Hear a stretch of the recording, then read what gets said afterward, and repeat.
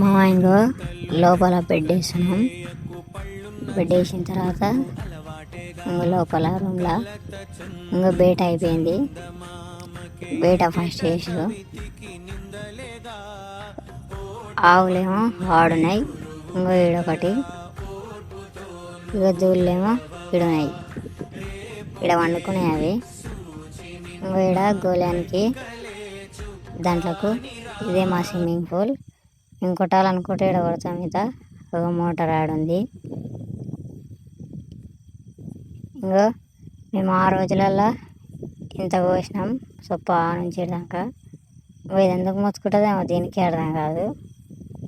కింద వేసింది ఇదేమో, ఇక మొత్తం కింద వేసింది తిన్నది. ఈరోజు నైట్ వచ్చి స్నానం చేసి మళ్ళీ పోవాలి చిలకలకి.